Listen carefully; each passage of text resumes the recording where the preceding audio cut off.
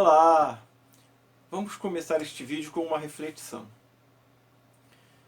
Chernobyl vai continuar emitindo radiação por quanto tempo? Milhares de anos, talvez. Então é interessante pensar que nós, humanos, somos tão arrogantes que traçamos planos da seguinte forma.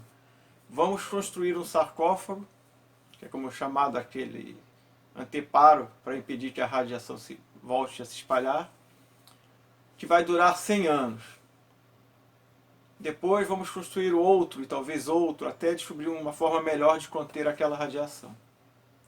Mas nós estaremos aqui na Terra daqui a 10 mil anos? 15 mil anos? Nossas obras de arte, nossa herança cultural possivelmente terá desaparecido, caso nós venhamos também igualmente a perecer. Mas nossa herança de mortes causada pelo acidente de Chernobyl vai ficar. Então pense bem, a humanidade desaparece, a civilização declina até a sua ruína final. Mona Lisa, óperas, músicas populares, peças de teatro, vamos supor que tudo venha a se perder. O planeta se recupera de uma possível catástrofe e esquece-se a humanidade. Porém, vai estar lá nossa herança, uma herança venenosa e mortal. É isso que nós vamos deixar para o futuro?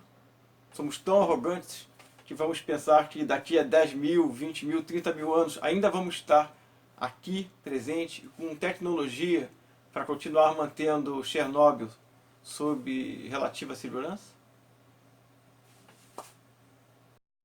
O mais grave acidente na história da indústria nuclear. Ninguém sabe ao certo quantas pessoas morreram no desastre da usina de Chernobyl, na Ucrânia. A União Soviética TASS confirmou 2 mortes. Um morador da região ouvido pela agência americana UPI disse que são pelo menos 2.000 os mortos. Satélites americanos de espionagem deslocados para a área do acidente pintam um quadro de tragédia. Dos 4 reatores atômicos da usina, um teria explodido, um segundo está em chamas. 50 mil pessoas vivem perto de Chernobyl, 3 milhões e meio em Kiev, a menos de 100 quilômetros dali. A União Soviética se recusa a fornecer a seus próprios cidadãos e ao resto do mundo maiores detalhes sobre o acidente nuclear. Sabe-se que aconteceu na cidade de Chernobyl, a 80 quilômetros de Kiev e 450 quilômetros de Moscou. Criada em uma aldeia na Bielorrússia, Svetlana Alexievich, sendo filha de professores, sempre viveu cercada de livros. Mas ela tinha o hábito de ir às ruas de seu povoado ouvir as mulheres, que conversavam sobre a guerra, sobre a partida de seus maridos para os conflitos, a ansiedade, o medo e a esperança do retorno. Ela se diz uma mulher ouvido, parafraseando, em parte, se eu não me engano, Gustave Flaubert, que dizia que ele era um homem pena, um homem caneta. Svetlana é uma mulher ouvido, porque ela sempre preferiu ouvir as pessoas. Ela percebeu que aqueles relatos, aquelas conversas, aquela oralidade, era muito mais forte do que o que ela encontrava nos livros. Então, ao recolher palavras cotidianas, sentimentos, pensamentos, aquilo que a história omite, ela criou um estilo literário muito interessante. Ela deu voz àquelas pessoas que normalmente ficam no esquecimento, à margem dos grandes eventos históricos, à margem em termos de relatos, em termos de visibilidade, porque são as que mais sofrem. São pessoas que tiveram suas vidas transformadas pelo surgimento de novos mundos. E novos mundos que surgiram, por exemplo, com o evento Chernobyl, onde tudo que foi estabelecido foi mudado. Chernobyl foi um ponto de ruptura, onde tudo, absolutamente tudo, se transformou. Nossa noção de tempo e espaço desapareceu. A segurança geográfica, o tamanho do mundo, tornou-se pequeno. Em questão de dias, a radiação espalhou-se por diversos países, foram detectados até no Japão, foram detectados na África. Então a noção de espaço geográfico ruiu, a noção de tempo também, porque nós estamos falando de algo que vai ficar por milhares de anos nos ameaçando. Inclusive até a noção de morte, de nascimento e morte. Rituais de sepultamento tiveram que ser totalmente modificados. O luto se modificou. E como nós percebemos isso? Através das pessoas. Não através de registros. É importantíssimo saber o que aconteceu, óbvio. E na internet nós temos muitos vídeos falando como foi o processo, o que levou à explosão do reator, enfim. Mas se você também parar para pensar, nós aqui no Brasil, se eu não me engano, tem pouquíssimos livros sobre Chernobyl, se é que tem algum realmente técnico ou realmente um livro-reportagem sobre o evento em si. Tanto que o livro de Svetlana, ele foi lançado originalmente em 97. Chegou no Brasil quando? 2016. Olha o hiato.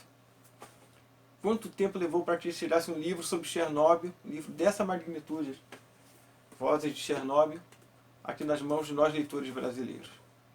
Sendo que na própria União Soviética, na própria Bielorrússia, na Ucrânia, esse livro foi proibido. A autora também teve que sair de seu país, retornou depois de muitos anos. Porque ela lidou com verdades muito inconvenientes. Mas como eu estava falando, é preciso dar voz àqueles que sofreram,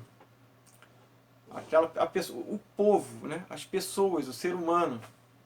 Datas, termos técnicos, fórmulas, esquemas de o que aconteceu, o que foi feito para impedir que tudo se tornasse algo que talvez acabasse até com a vida da Terra, sem exageros. Isso é importantíssimo, mas é preciso conhecer, para conhecer realmente, por completo, montar um mosaico de um evento catastrófico, é preciso ouvir as pessoas. E isso é que Svetlana fez. Eu vou deixar aqui intercalado com o vídeo, em off, quando tiver minha voz, aparecendo trechos dos relatos, das testemunhas. É um coro dissonante, mas importantíssimo para nos dar uma visão do todo. Ela conversou com aquelas antigas camponesas que viveram em sua terra há mais de 80 anos e não sabem por que tem que sair dali. Conversou com físicos nucleares, com cientistas, com médicos, com médicas que trabalharam, com as esposas das pessoas, dos homens que se sacrificaram pela vida, se sacrificaram para salvar a sua pátria e com isso salvou também o mundo. Então esses pequenos detalhes, os detalhes do cotidiano, de como esses eventos globais afetam cada um de nós, são muito importantes, dão rosto à catástrofe. Porque, por exemplo, vamos citar aqui as diversas catástrofes naturais e até as não naturais, por exemplo, o caso de Mariana, quando rompeu a barragem. Aí nós estamos sentados em casa, vemos a reportagem, nos indignamos, e fala-se, por exemplo, em 10 mortos, 1.000 mortos, 30 mil mortos, não importa. Porque são apenas números. Mas quando se pega um nome, quando se dá voz, visibilidade a um nome, a uma pessoa que conta a sua história, uma pessoa só, já faz toda a diferença do que uma estatística. Por isso a importância de Vozes de Chernobyl. Por isso a importância desse estilo da autora. Ela não usa os relatos como um pano de fundo para ilustrar o seu livro. Os relatos são o livro. São lapidados, bem organizados. Ela precisou de 10 anos para escrever Vozes de Chernobyl. Dali, ela foi lapidando, escolhendo, separando. Deve ter sido um trabalho dificílimo. Eu, para fazer esse vídeo, eu separei alguns relatos. Na verdade, separei 24 relatos. Depois fui começando a diminuir para selecionar alguns. Estava dificílimo fazer isso. Eu não sabia, isso aqui é importante, isso aqui também é importante. E a ideia é só passar para vocês assim, o que é o livro, não ler o livro para vocês, não é? Mesmo assim eu não sabia o que cortar, o que tirar, imagina a autora. Então ela deu voz, deu rosto a catástrofe. Isso é essencial. Então eu vou deixar com vocês algumas fotos e junto com as fotos a leitura de trechos do livro. E depois vamos conversar mais um pouquinho. Não sei do que falar, da morte ou do amor, ou é a mesma coisa. Fomos obrigados a assinar um papel, um compromisso de não divulgar nada. Eu mantive o silêncio, e se me deixassem falar, a quem eu poderia contar? Imediatamente depois do exército, fui considerado inválido de 2º grau, aos 22 anos. Trabalhava numa fábrica. O chefe da seção me dizia: "Para de ficar doente, senão vamos te despedir." Nós nos preparávamos para uma guerra atômica. Construíamos abrigos atômicos. Queríamos nos proteger do átomo como nos defendíamos do estilhaço de um projétil. Mas o átomo está por toda parte, no pão, no sal. Respiramos radiação, comemos radiação. Pois bem, nos trouxeram para cá. Chegamos à central nuclear. Recebemos um uniforme branco e um capuz branco. E ataduras de gaze. Limpamos o território. Um dia esvaziávamos e raspávamos a parte baixa do reator. Outro dia a parte alta, o teto. Sempre com uma pá. Os que trabalhavam na parte alta eram chamados de cegonhas. Os robôs não aguentavam o trabalho. As máquinas ficavam loucas. Mas nós trabalhávamos. Às vezes descia sangue dos ouvidos, do nariz. A garganta ficava irritada, os olhos ardiam. Surgia um ruído constante e monótono nos ouvidos. Realizou pessoalmente 120 voos. Lançou de 200 a 300 toneladas de carga. A temperatura da cabine alcançava 60 graus. O que acontecia lá embaixo quando os sacos de areia eram jogados? Imagine o forno. A atividade alcançava 1.800 Röntgens por hora. Os pilotos se sentiam mal no ar.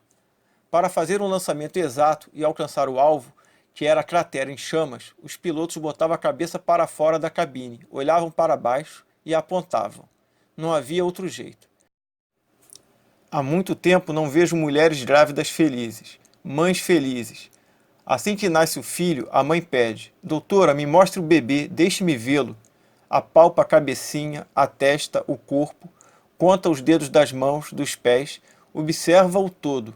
Quer se certificar. "Doutora, o meu filho é normal? Está tudo bem?"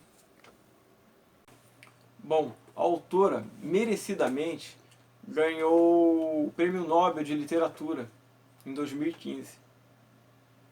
É interessante porque ela não é uma romancista, ela não é uma dramaturga. O estilo literário dela é muito diferente.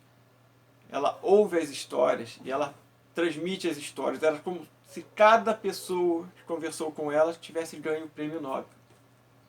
Ela tem outros livros interessantíssimos. Eu vou deixar aqui algumas fotos dos livros, que eu ainda não os li, mas pretendo comprá-los. Justamente pela importância em personalizar a dor, a catástrofe. Uma guerra é algo terrível, mas fica, de certa forma, genérico, quase heróico. Mas quando, por exemplo, no livro A Guerra Não Tem Rosto de Mulher, e ela mostra ali o conflito a nível pessoal, tudo muda. E com Chernobyl ela fez a mesma coisa. Claro que houve atos heróicos, movidos muitas vezes por fé cega a um ideal político, ou por acreditar piamente que aqueles que nos governam têm todas as respostas e que se importam. E outros sabiam, mas era preciso ser feito. Só que poderia ter sido feito de outra forma. Não havia quase proteção. Então, houve muita negligência. Há uma passagem que fala sobre o enterramento da própria terra contaminada, cavava-se vala, e ali se jogava a terra contaminada. Deveria haver uma prospecção para saber se não ia atingir um lençol d'água. Mas ninguém se preocupou com isso. Havia a ordem, mas as pessoas perguntavam: e se encontrar água? Joga assim mesmo. E os liquidadores, que foram aqueles que fizeram a limpeza, inclusive no teto do reator, no teto da usina. Então, Vozes de Chernobyl é um dos livros mais importantes do século passado e de nosso século. E eu espero que ele perdure mais do que os isótopos radioativos. Essa é a minha dica para vocês. Vozes de Chernobyl, Svetlana Alexievich. A história oral do desastre nuclear. A história oral. As vozes das pessoas. Espero que tenham gostado. Se curtiram, deem o seu joinha. E até o próximo vídeo, pessoal. Até mais.